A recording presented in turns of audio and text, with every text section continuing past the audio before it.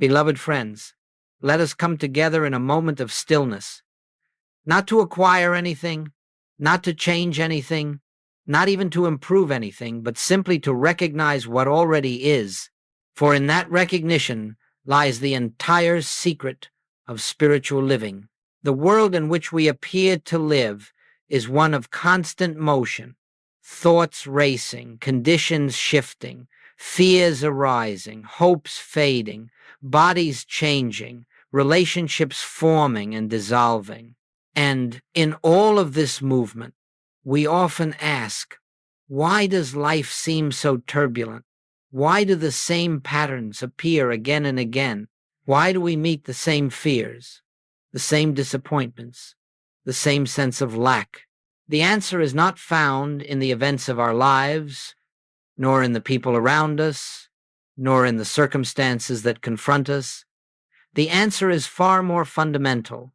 It is this: all human suffering arises from one root, the belief that we are separate from the source of our being. This belief is subtle. It is rarely spoken. It may not even be consciously held, but it shapes every thought, every action, every feeling. It leads us to imagine that God is somewhere outside of us, that good is something to be pursued, that love must be earned, that supply must be secured, that safety must be defended. As long as we accept this belief in separation, even unconsciously, life becomes a continuous attempt to bridge a gap that does not exist. We strive, we pray for, we seek after, we fight for, we fear losing, all because we imagine ourselves to be apart from the very infinity that constitutes our life. Now let us pause and feel the truth. There is no separation between you and the divine presence. There never has been. There never can be. The tragedies of life, the conflicts, the frustrations, the repeated patterns, these are not punishments. They are not evidence of divine absence. They are the natural byproducts of living from a false premise. And no matter how sincerely we strive to mend the effects, nothing truly changes until we withdraw belief from that false premise. You see, the spiritual life does not begin with effort. It begins with recognition. Recognition of what? Recognition that the presence we call God is not distant, not apart, not outside. The presence is the very life that animates us, the very mind that thinks through us, the very soul that expresses as us. When this recognition dawns, even if only for a moment, something shifts in the deepest chamber of consciousness. Fear loosens its grip. The frantic search subsides. The burden of self-responsibility begins to melt away, for we begin to know, perhaps for the first time, that we are not alone in this universe. We are not isolated beings. We are not struggling creatures separated from our good. We are expressions of the infinite, living within the infinite, supported by the infinite. This is the foundation of our entire journey together. The only suffering in this world is the suffering born of forgetting our oneness with God. And the only healing is the simple remembrance of that truth. Let us hold this gently, as one would hold a delicate flower. Do not rush to understand. Do not force the mind to grasp it. Simply rest in the awareness that deep within you, beneath thought, beneath emotion, beneath fear, lies a presence that has never been touched by separation and never will be. This is the beginning. This is the doorway. This is the first step into a life lived from truth rather than illusion. Let us continue in this atmosphere of quiet awareness, for the truth we are approaching is not grasped by the intellect. It is felt, it is realized, it is recognized in the stillness of the heart. We have spoken of the belief in separation, that unconscious conviction that we stand apart from God, apart from our good, apart from the harmony of the universe. Now, I would have you see how deeply this belief governs the entire human experience. When a person believes himself to be a creature separate from his source, he immediately enters into a world of fear. Not because fear is inherent in life, but because fear is inherent in the illusion of being an isolated self.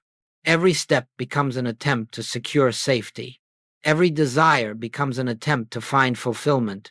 Every prayer becomes a plea to something believed to be elsewhere.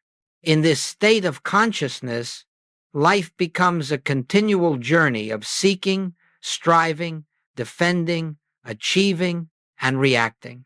Not because these activities are necessary in truth, but because they seem necessary when the premise is false. Let us look gently, honestly. If you believe good exists outside of you, you will chase it endlessly. If you believe love is something another person can give or withhold, you will cling to it fearfully. If you believe supply is something the world can grant or take away, you will labor anxiously without rest. If you believe health is a condition of the body, you will fight disease as if it were a power, exhausting yourself in the struggle. If you believe peace is found in circumstances, you will rearrange the world only to discover it cannot remain arranged. This entire structure of human life, the seeking, the striving, the fearing, the defending, is built on a single foundation, the belief that you are separate from your own source. Now hear this with the deepest listening of the soul. It is not the experiences of life that trouble you. It is the belief through which you interpret them.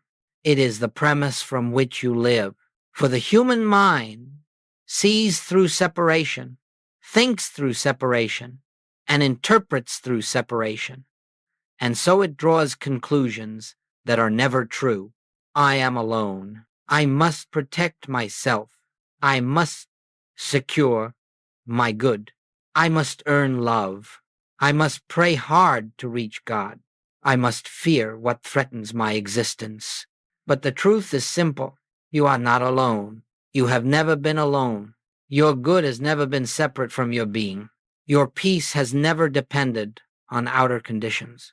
You do not need to reach God. You only need to recognize God where God has always been within. The world of appearances cannot convince you of this, for it is built on its own illusion.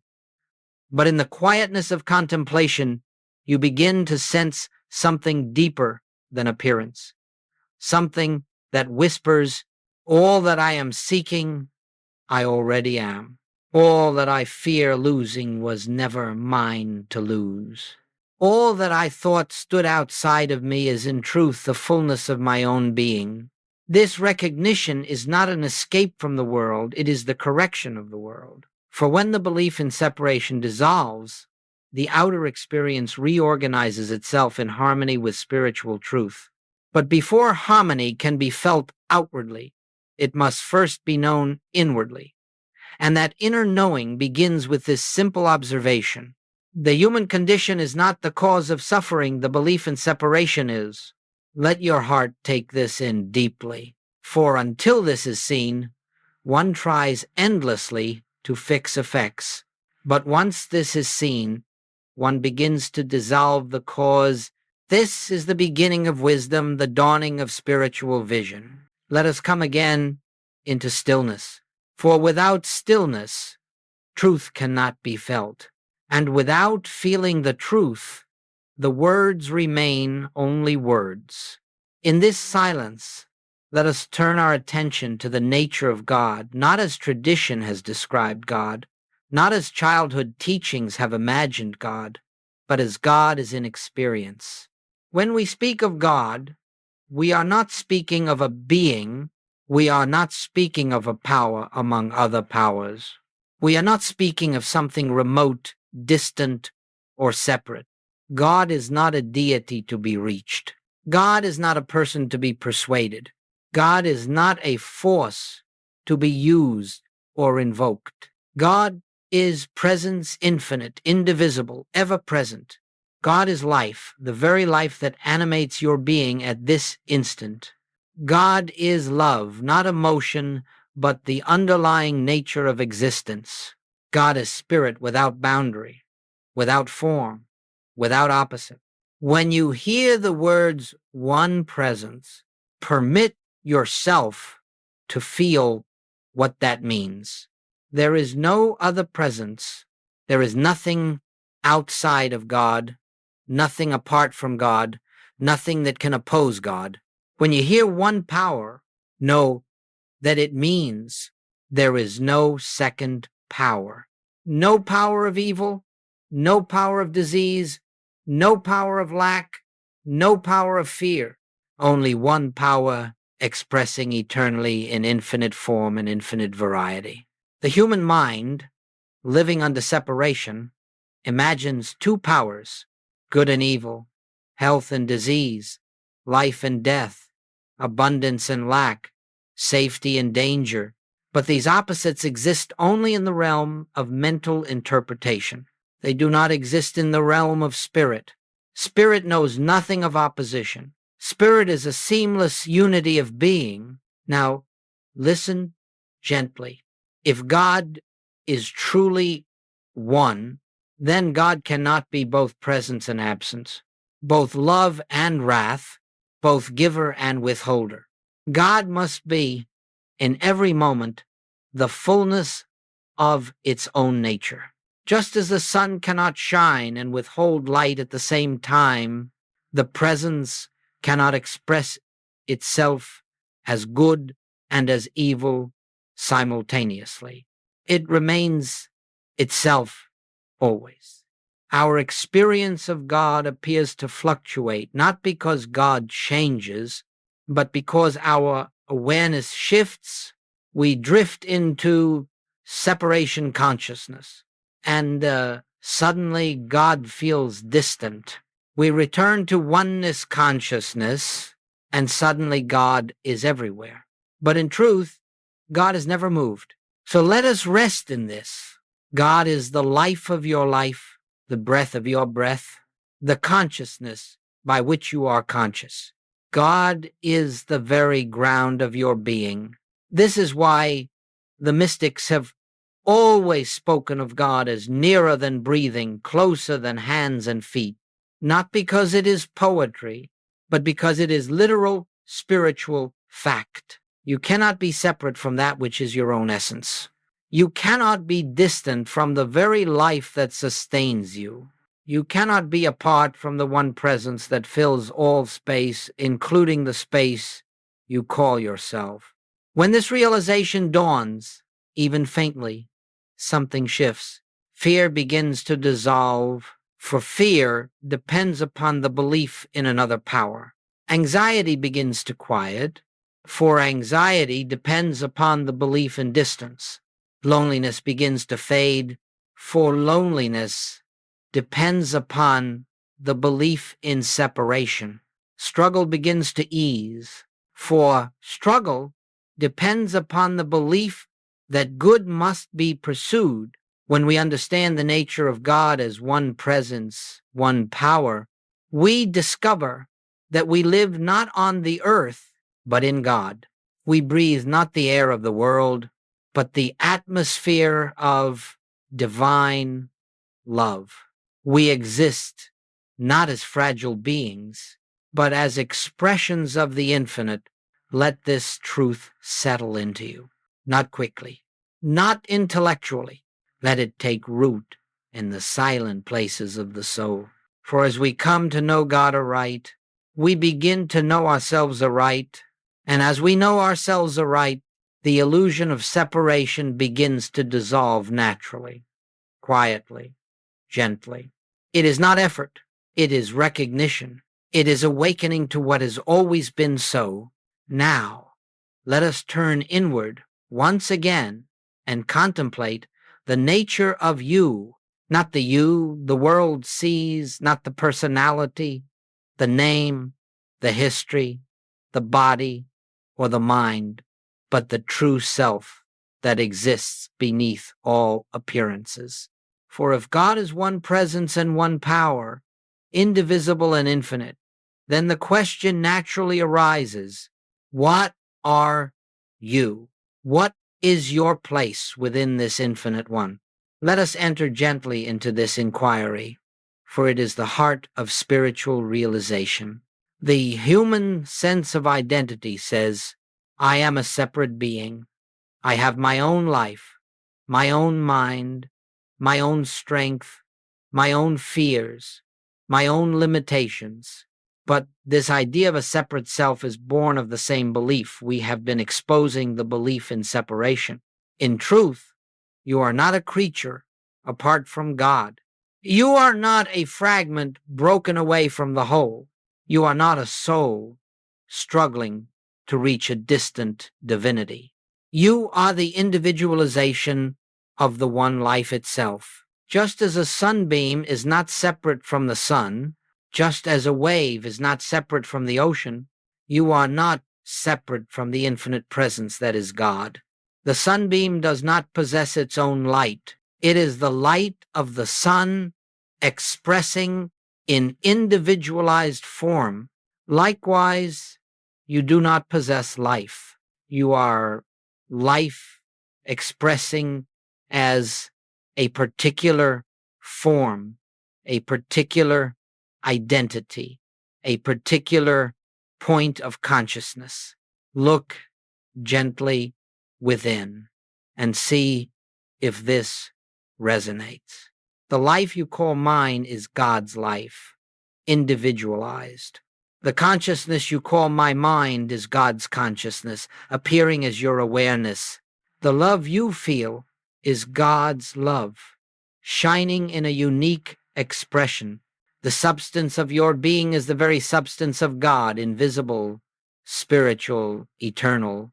When you think of yourself as a limited human seeking God, you live under the shadow of separation.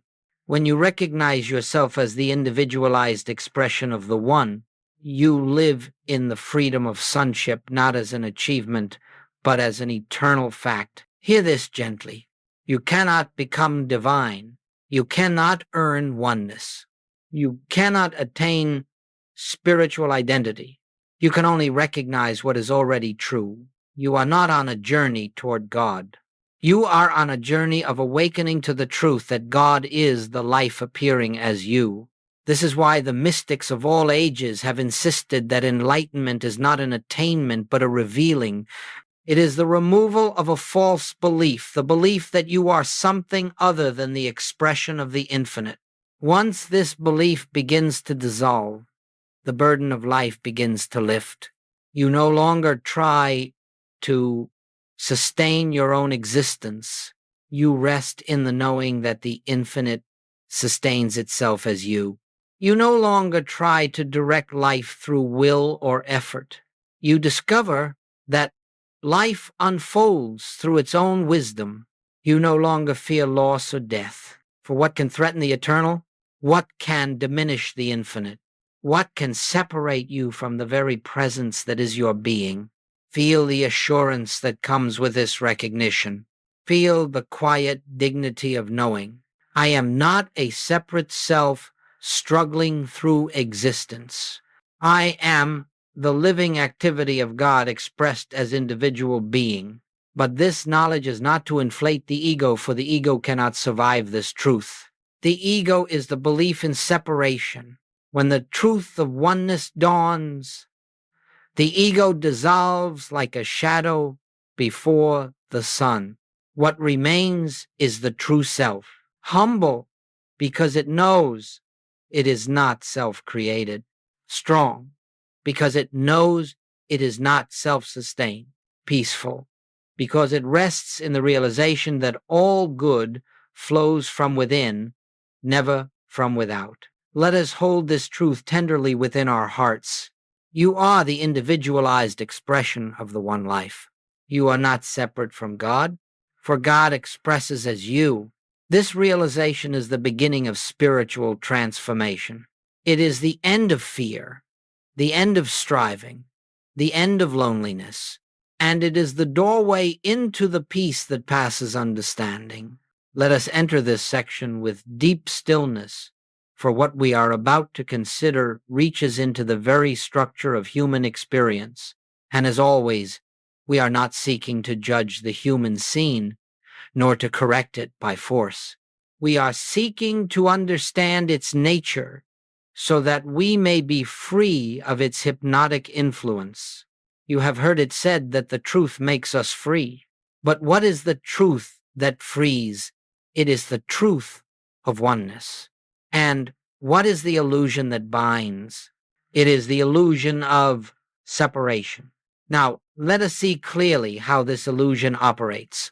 When we believe ourselves to be separate beings, separate minds, separate lives, separate wills, the entire structure of our experience becomes fragmented. It cannot hold together in harmony, for its foundation is not truth, but misconception. Consider this gently. If you believe your good is outside of you, you will live a life of searching. If you believe your safety is outside of you, you will live a life of fear. If you believe your peace is outside of you, you will live a life of conflict. If you believe your supply is outside of you, you will live a life of lack. If you believe your health is outside of you, you will live a life of vulnerability. If you believe your joy is outside of you, you will live a life of disappointment. None of these experiences are punishments.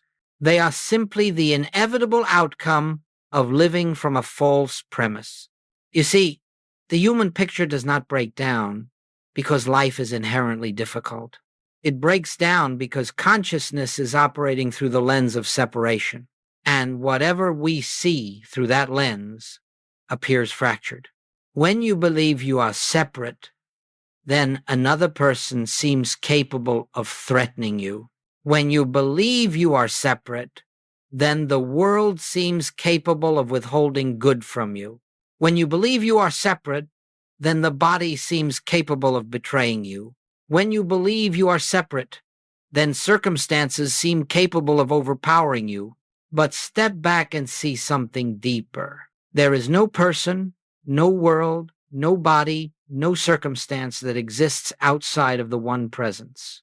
Everything you encounter is an appearance within the one infinite consciousness, the same consciousness that is expressing as you. So what appears as crisis is often nothing more than the crumbling of a structure that was never built on truth.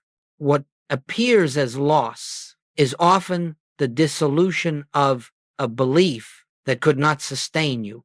What appears as confusion is often the mind releasing its false premises so that clarity may enter.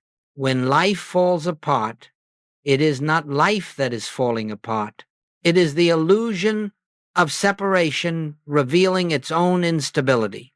We must understand this with compassion, for the human experience of suffering is not a sign of spiritual failure. It is the natural exhaustion of a belief system that was never aligned with reality. Once the premise shifts from separation to oneness, the outer experience reorganizes itself in harmony with truth. But the reorganization does not begin on the outside. It begins within. It begins when you recognize that your good has never been outside of you. It begins when you see that peace is not something to create, but something to recognize. It begins when you understand that supply is not earned, but expressed. It begins when you realize that health is not restored, but revealed. It begins when you accept that love is not acquired, but is the very nature of your being. Life breaks down only when consciousness is attempting to live from a premise that is not aligned with reality, and life harmonizes the moment consciousness returns to its source. This is why the spiritual path is not a journey of fixing, but of awakening, not a journey of acquiring, but of recognizing, not a journey of becoming, but of remembering that you and the infinite are one, remembering that the presence has never left you, remembering that the one life is living you, breathing you, expressing as you. Let this remembrance soften your heart. Let it dissolve the fear that something is wrong with your life. Let it ease the pressure to manage every detail, to control every outcome. You are not here to sustain life. Life sustains you. You are not here to create your own good. Good flows from the infinite within. You are not here to fight conditions. Conditions change in response to the consciousness that beholds them. The problems of life do not arise because life is harsh. They arise because we have mistaken ourselves for something we are not, and in that mistaken identity, everything becomes fragile. But in the recognition of our true identity, everything becomes whole. Let us settle again into silence, for this section requires a receptive mind and a quiet heart. We are now approaching a pivotal turning point in the spiritual life, the moment when we consciously withdraw power from the appearances of the world. And until this is understood, spiritual progress cannot be sustained. What is an appearance? It is anything that seems to possess power apart from God. It is anything that seems capable of harming, disturbing, influencing, or controlling your life. It is anything that presents itself as having authority over your peace, health, supply, safety, or joy. But hear this gently. No appearance has power. It draws its entire seeming strength from one source, your belief in it. The moment belief is withdrawn, the moment the appearance is seen as appearance and not as power, the illusion collapses. Not because you fought it, not because you resisted it, not because you prayed it away, but because you stopped contributing belief to its existence. The world, as the human mind perceives it, is a world of appearances, good appearances, bad appearances, pleasant appearances, fearful appearances, but all alike are appearances.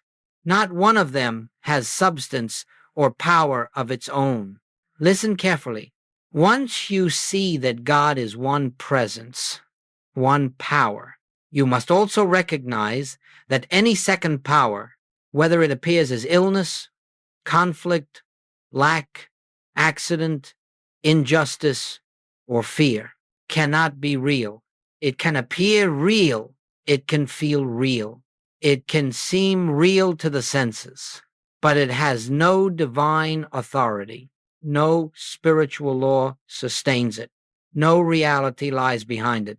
It exists only as a hypnotic suggestion in the human mind. The shift, therefore, is not about changing the appearance. It is about withdrawing belief from it. You may look at the appearance and say gently, I see you. I acknowledge the form you've taken, but I do not accept you as power. I do not accept you as law. I do not accept you as reality. Only God is power. Only God is presence. Only God is law. And God is here. Then rest, not in denial, not in affirmation, but in recognition. This is the beginning of healing. This is the beginning of freedom. This is the beginning of the dissolving of fear. Some ask, how do I withdraw belief? And the answer is simply by recognizing the one presence. The moment you recognize the infinite as the only life, the appearance automatically loses its borrowed strength. You do not have to push it away. You do not have to change it. You do not have to fix it. You do not have to improve it. You withdraw belief by seeing that only one power is functioning and nothing else has any foundation in reality. Let us take examples gently. If you face illness, the shift is from this has power over me to God alone is the life of my being. Nothing else has authority. If you face lack, the shift is from something outside must supply me. To all supply is the infinite expressing as fulfillment. If you face conflict, the shift is from this person or situation threatens my peace to peace is an inner activity of God, No external form can intrude upon it. If you face fear, the shift is from fear is a real force to fear is the absence of recognition. God alone is. Every spiritual breakthrough, every healing, every moment of grace arises from one simple movement, withdrawing power from the appearance and recognizing God as the only presence. This is why Jesus could look upon storms, disease, opposition, even death, and remain unmoved, not because he denied the appearance, but because he did not grant it power. Joel taught this repeatedly. You cannot fight appearances. You cannot wrestle them into submission. The moment you resist them, you affirm their reality. But the moment you see them as shadows, as mental impressions without spiritual substance, you stand in the light of truth. This shift does not come through effort. It comes through awareness. It comes when you are still enough to feel that the presence within is the only reality. It comes when you are quiet enough to sense that nothing outside has ever determined your life. It comes when you are humble enough to stop trying to make God fix the world and instead recognize that God is the only world in which you truly live. Now the question arises, what happens to the appearance once belief is withdrawn?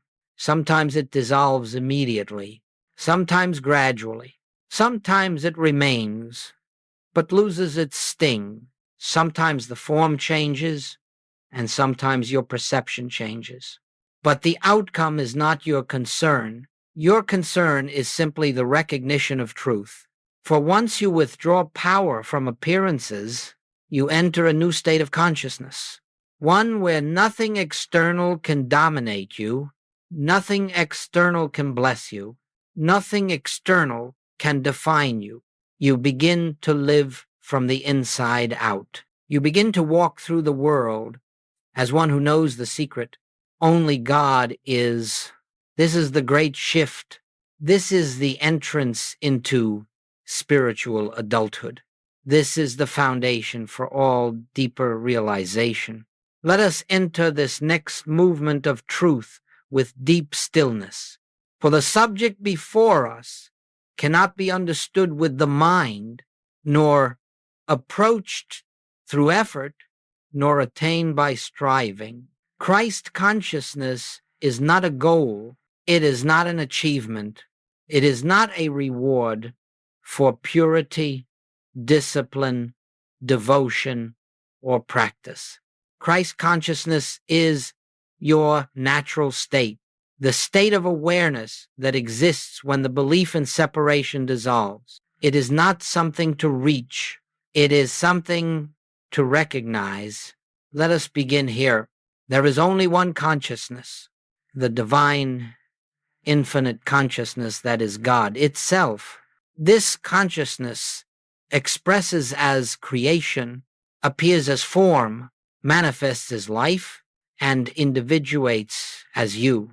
Not two consciousnesses, one divine and one human, but one consciousness appearing in infinite ways.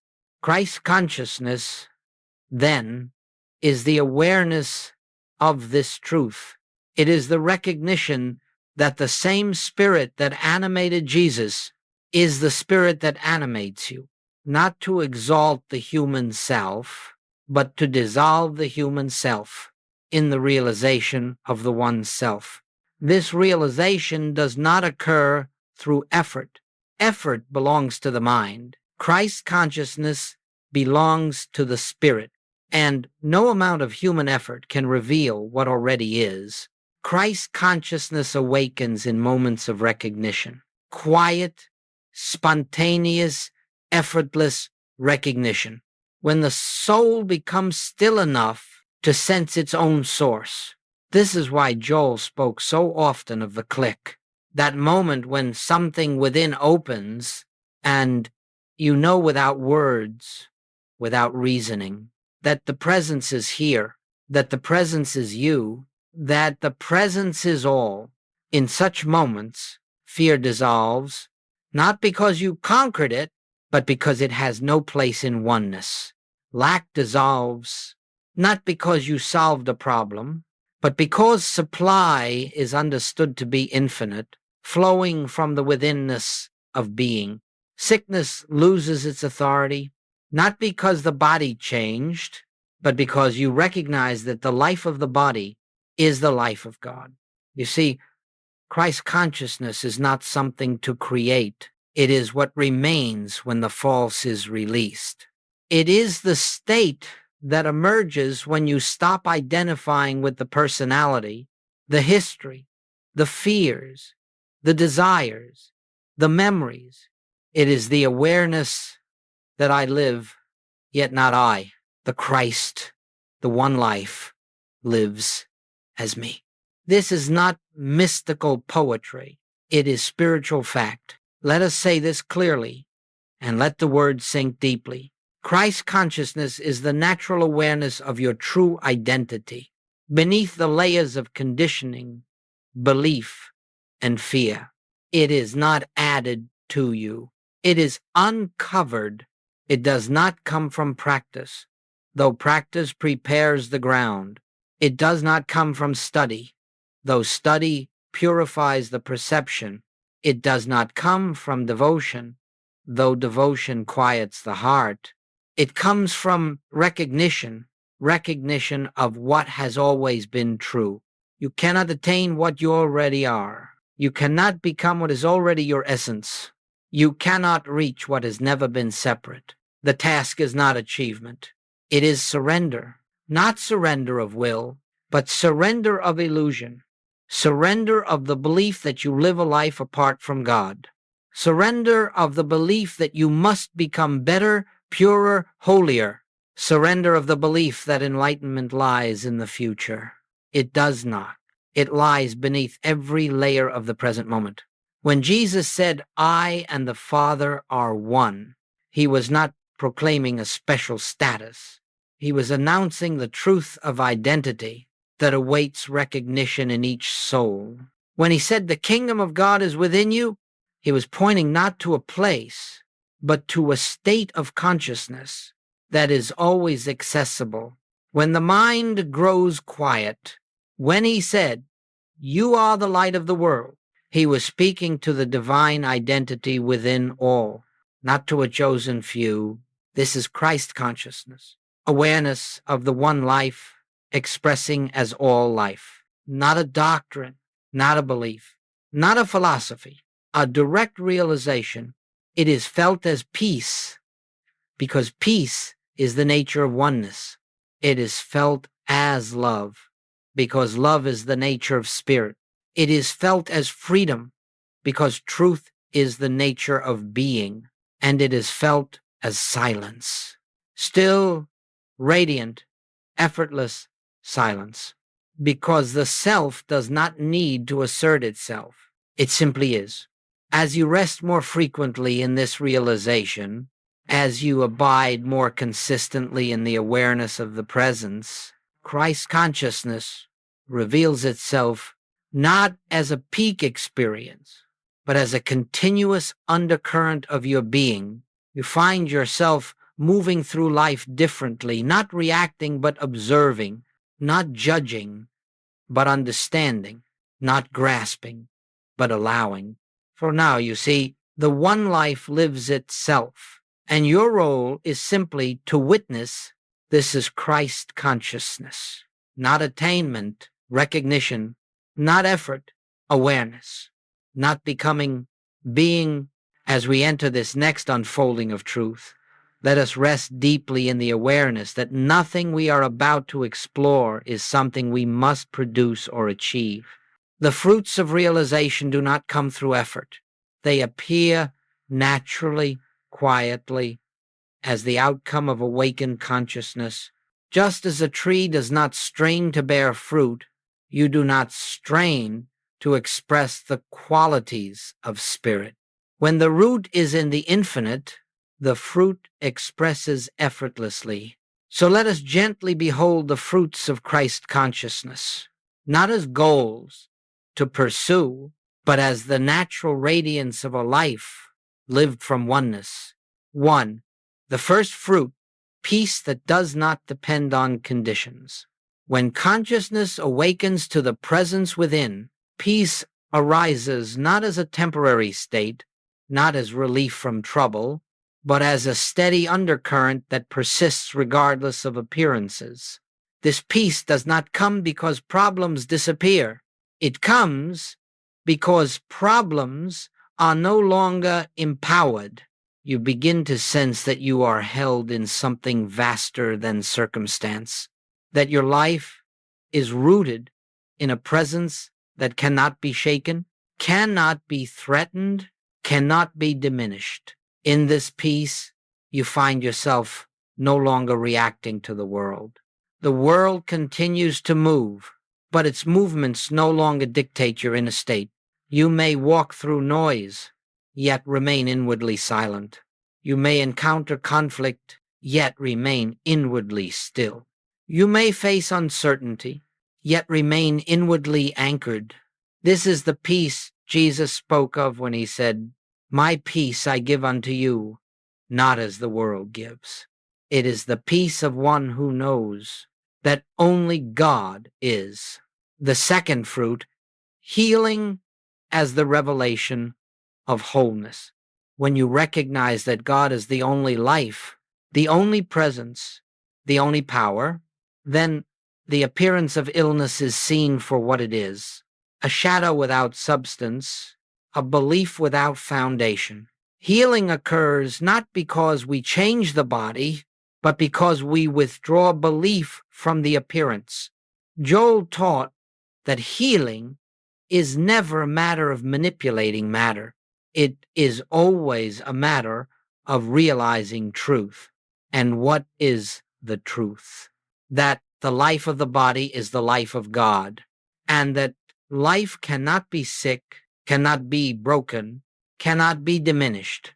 When this is seen, the body begins to conform to the consciousness beholding it. Sometimes the condition dissolves. Sometimes the form changes. Sometimes the body remains the same, but the fear surrounding it vanishes. And that is healing too. Healing is not always the disappearance of the appearance. Healing is the disappearance of fear, for fear is the only illness, and separation is the only cause. When the illusion of separation fades, wholeness reveals itself effortlessly. 3. The third fruit, effortless right action. As consciousness awakens, you discover that your life begins to unfold in harmony, without planning, without forcing, without strategizing. Right action arises naturally because you are no longer living from the personal mind, but from the infinite mind. This mind does not guess. It knows. It does not push. It moves. It does not calculate. It flows. You may find that you simply know what to do without thinking, that the right opportunities appear without seeking, that the correct decisions are made without struggle. You are guided not through voices, not through visions, but through inner quietness. You are moved not through pressure, not through urgency, but through gentle intuition. It feels as though life is happening through you, not by you. This is what Joel called living by grace. Grace is the activity of God, unobstructed by fear, desire, or personal will. When you are in harmony with grace, your actions become effortless because they are no longer yours. The infinite lives its own life as you. 4. The fourth fruit, love that needs nothing in return. Christ consciousness reveals a love that is not sentimental, not emotional, not dependent on behavior or circumstance. It is love that sees the divinity in all, even when the human personality obscures it. It is love that does not seek to change the other, but beholds the spiritual reality behind the appearance. It is love that recognizes there is only one life here, appearing as many forms. This love is not something you practice. It is something that flows naturally once the false self dissolves. It embraces without attachment, gives without exhaustion, forgives without effort. It is the love of the one recognizing itself in all. 5. The fifth fruit, freedom from the world's hypnosis. As awareness deepens, you discover that external conditions lose their power to bind you.